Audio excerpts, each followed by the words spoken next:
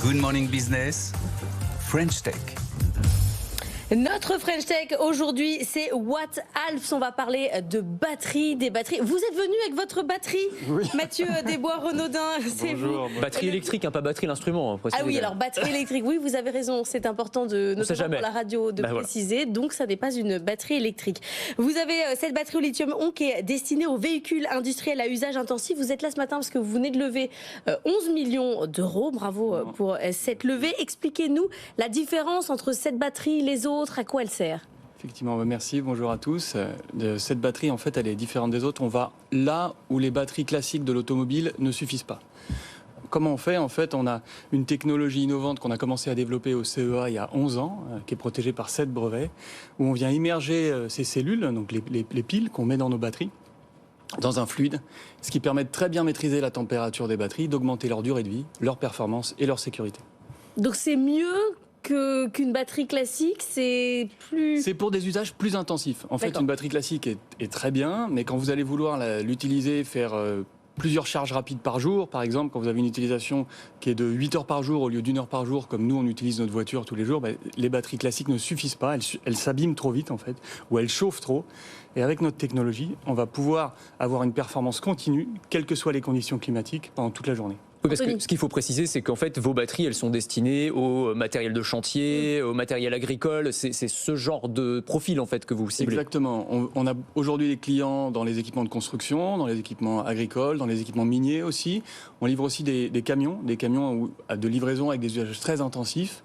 Et puis, récemment, on a aussi livré une voiture de sport pour vous montrer qu'en fait, notre technologie, elle permet de repousser les limites classiques. Et c'est des batteries modulables, c'est ça ? Parce que là, c'est un petit module, mais en fait, si je suis sur un énorme tractopelle, j'imagine qu'il faut en mettre plusieurs bout à bout qu'on peut coller en fonction de la taille de l'engin, c'est ça l'idée ? Effectivement, en fait. Donc on a ces modules en fait qui font une dizaine de kilos, nous permettent, c'est notre brique de Lego qu'on assemble pour faire des grosses batteries qui vont faire plusieurs dizaines de kilos à plusieurs tonnes. On fait des batteries qui pour un engin peuvent aller jusqu'à 4 tonnes, 5 tonnes pour équiper des gros engins qui vont permettre notamment l'entretien des routes.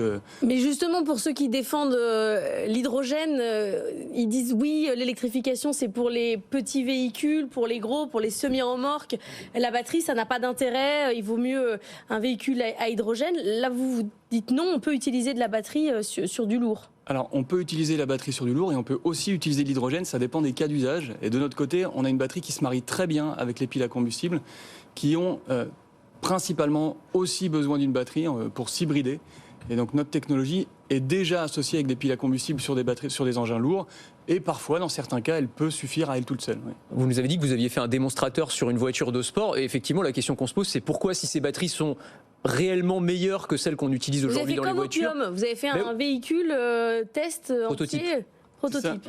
Entier, avec un fabricant de voitures. Et avec l'idée justement de commercialiser auprès des constructeurs auto à terme, parce que si effectivement il y a un avantage concurrentiel qui se justifie, parce que en termes de gestion de la chaleur, je crois que c'est ça, elles sont plus résistantes au chaud, au froid, etc. Ça peut être hyper intéressant pour les constructeurs traditionnels. Alors, effectivement, on travaille avec des constructeurs auto pour faire des preuves de concept. Eux, ils travaillent de leur côté pour les développer pour leur industrie. Nous, c'est pas notre cible. Notre cible, c'est vraiment d'aller sur des secteurs qui sont plus de niche, où vraiment on a besoin de très haute performance et d'exigence, puisque dans l'automobile, finalement, une voiture, c'est pas utilisé tant que ça par rapport à un véhicule industriel. C'est utilisé 1 heure par jour à peu près, là où un véhicule, on peut avoir des véhicules qui dans la logistique sont utilisés en 3/8, 24 heures sur 24, 7 jours sur 7, 365 jours par an. Voilà. Et est-ce que les enjeux sont les mêmes que sur les batteries des voitures, dans le sens où aujourd'hui, alors c'est l'autonomie, évidemment, on parle des 1000 km, la vitesse de recharge aussi, on voit des batteries maintenant qui vont proposer en quelques minutes de recharger 150 km extrêmement rapidement. Est-ce que c'est des choses aussi sur lesquelles vous travaillez, ou les enjeux sont complètement différents sur les engins de chantier ?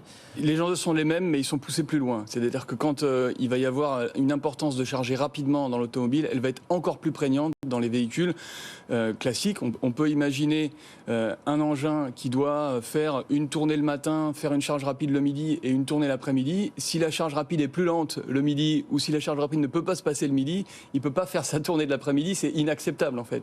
Là où dans les véhicules automobiles classiques, en fait, on peut attendre un petit peu plus quand on fait de la charge rapide qui est plus ponctuelle et rare.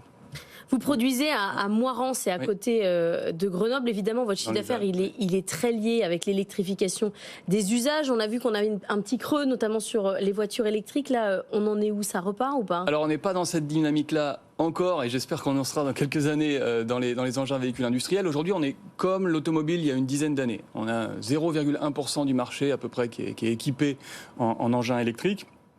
0,1%. 0,1%. Ça vous laisse une bonne marge de progression. De marché à faire devant voilà, sur les gros équipements. Hein. Sur les équipements industriels de façon classique, qui sont aujourd'hui majoritairement avec des moteurs diesel. Et en fait, ces engins, ils sont en train de s'électrifier comme l'automobile l'a fait il y a une dizaine d'années. Et si on suit cette courbe, en fait, là aujourd'hui, on est à 15-20% de part de marché sur l'automobile. Vous voyez, c'est fois 150, fois 200. On a encore une bonne marge de progression avant d'arriver sur un potentiel plafond de verre lié à des infrastructures, à des usages très particuliers. Voilà. Donc il vous faudra peut-être plus de place pour une usine potentiellement, c'est à ça que sert la levée de fonds. Et effectivement, voilà, c'est pour ça que je suis là. La levée de fonds, elle nous sert en fait à d'abord démocratiser cette technologie, donner accès à un grand nombre de clients, à un éventail plus large de clients à cette technologie, donc, et augmenter nos capacités de production qu'on va multiplier par 8. D'abord en les multipliant par 4 dans notre usine actuelle, puis en étendant notre usine pour avoir une capacité de production multipliée par 8. Wattalps ce matin dans la French Tech.